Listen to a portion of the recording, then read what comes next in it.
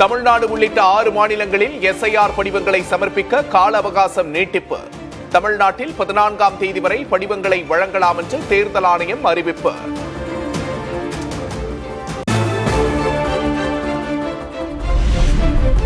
இரண்டாயிரத்து 26ஆம் ஆண்டுக்கான தமிழக சட்டமன்ற தேர்தல் பணிகளில் தேர்தல் ஆணையம் மும்முரம்.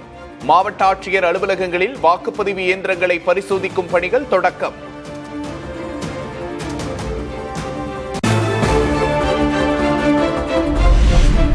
கலைஞர் மகளிர் உரிமை தொகை 2ஆம் கட்ட விரிவாக்க திட்டத்தை இன்று தொடங்கி வைக்கிறார் முதல்வர் மு.க. ஸ்டாலின்.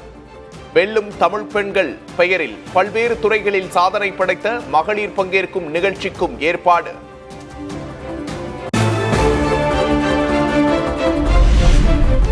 அதிமுக பொதுச் செயலாளர் எடப்பாடி கே. பழனிசாமியோடு பாஜக தலைவர் நயினார் நாகேந்திரன் சந்திப்பு. டெல்லி சென்று அமித்ஷாவை சந்திக்க உள்ள நிலையில் முக்கிய ஆலோசனை.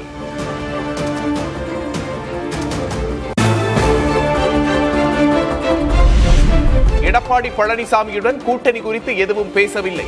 பொதுக்குழுவை சிறப்பாக நடத்தியதற்கு வாழ்த்து கூறியதாக நயினார் நாகேந்திரன் விளக்கம். பொதுக்குழுவை நல்ல சிறப்பாக நடத்தியிருக்கிறார். அதற்காக சந்தித்து அவரை வாழ்த்திவிட்டு வாழ்த்துக்களை தெரிவிப்பதற்காக வந்தேன். கூட்டணியோ தொகுதி பங்கியோட நாங்கள் எதுவும் பேசல.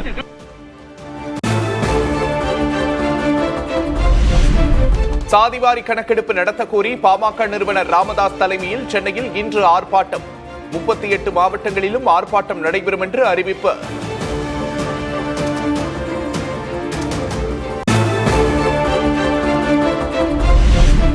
விஜயின் தாவேக அலுவலகத்தில் அன்புமணி தரப்பினர் 17ஆம் தேதி நடக்கும் ஆர்ப்பாட்டத்தில் பங்கேற்க தாவேகாவுக்கு பாமக அழைப்பு.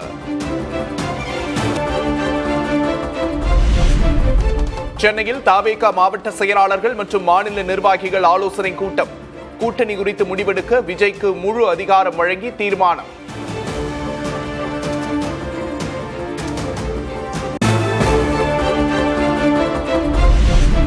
தமிழ்நாட்டின் தென் மாவட்டங்கள், காவிரிப்படுகை மாவட்டங்களில் இன்று மழை பெய்யும். வானிலை ஆய்வு மையம் கணிப்பு.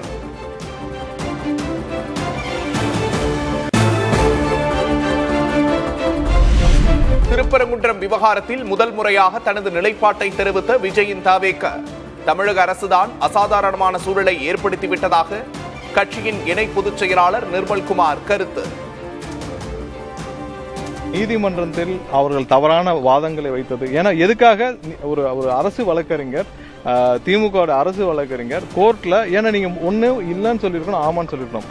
6 மணி வரைக்கும் அரசு வழக்கறிஞர் இவங்களுக்கு டைம் இருக்கு, நாங்க விளக்கேற்றோம் சொன்னனாலதான் இவ்வளவு கூட்டம் கூடிச்சோ அப்படின்ற சந்தேகம் எல்லாருக்கும் ஏற்படுது.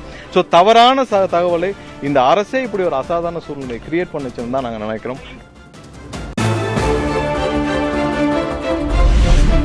ஈரோட்டிலும் தாவேக தலைவர் விஜயின் பரப்புரைக்கு சிக்கல். கோவில் நிலத்தில் பரப்புரை நடத்த அனுமதிக்க கூடாது என அறநிலையத்துறை ஆட்சேபம். நடிகர் ரஜினிகாந்தின் பிறந்த நாளையொட்டி ரசிகர்கள் உற்சாக கொண்டாட்டம். கோவில்களில் தங்க தேர் இழுத்தும் ரஜினிக்காக சிறப்பு பூஜைகள் செய்தும் ரசிகர்கள் வழிபாடு.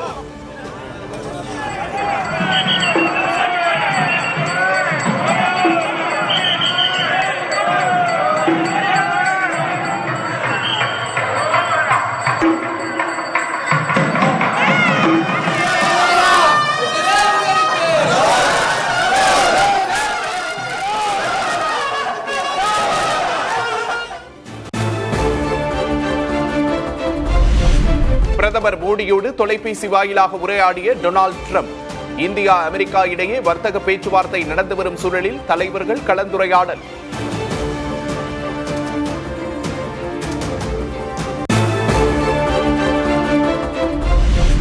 தேசிய ஜனநாயக கூட்டணியைச் சேர்ந்த எம்பிக்களுக்கு தனது இல்லத்தில் விருந்தளித்த பிரதமர் மோடி. நாட்டின் வளர்ச்சி பயணத்தை வலுப்படுத்த ஒன்றாக இணைந்து பணியாற்றுவோம் எனவும் எக்ஸ் தளத்தில் பதிவு.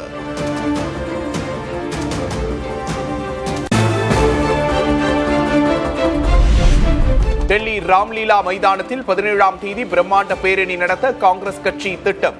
வாக்கு திருட்டு விவகாரத்தில் பாஜக அரசுக்கு எதிரான பேரணியில் கலந்து கொள்ள அழைப்பு.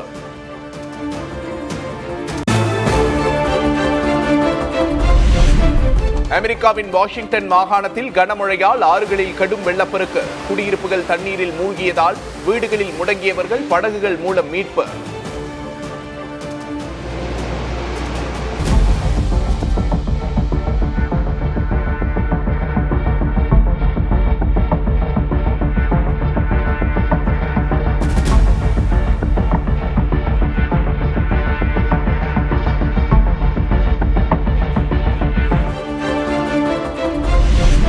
அமெரிக்க நகரங்களில் களைகட்டிய கிறிஸ்துமஸ் பண்டிகை கொண்டாட்டம்.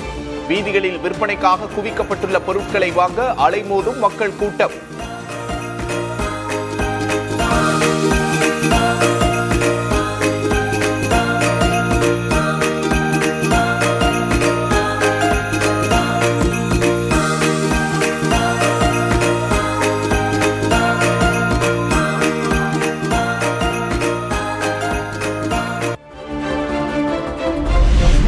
வெளிநாட்டினர் அமெரிக்காவில் வசிப்பிட உரிமை பெற புதிய திட்டம். 9 கோடி ரூபாய் மதிப்பிலான கோல்டு கார்டு திட்டத்தை தொடங்கினார் அதிபர் டிரம்ப்.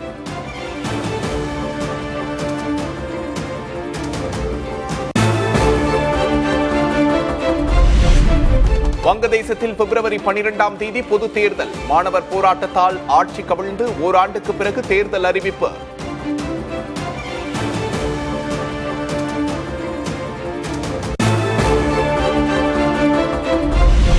கிழக்கு ஐரோப்பிய நாடான பல்கேரியாவில் அரசுக்கு எதிராக வெடித்த போராட்டம். பதவியை ராஜினாமா செய்தார் பிரதமர் ரோஷன் ஷல்யாஜ்கோ.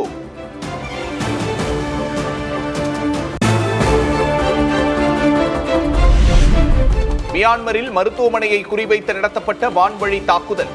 30க்கும் மேற்பட்டோர் உயிரிழந்ததாக தகவல்.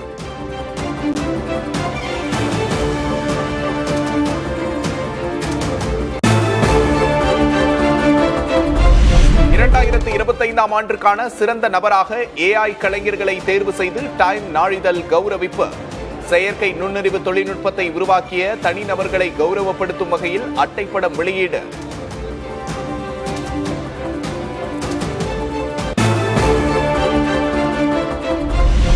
தென்னாப்பிரிக்காவுக்கு எதிரான 2வது T20 கிரிக்கெட் போட்டி 51 ரன்கள் வித்தியாசத்தில் இந்திய அணி தோல்வி.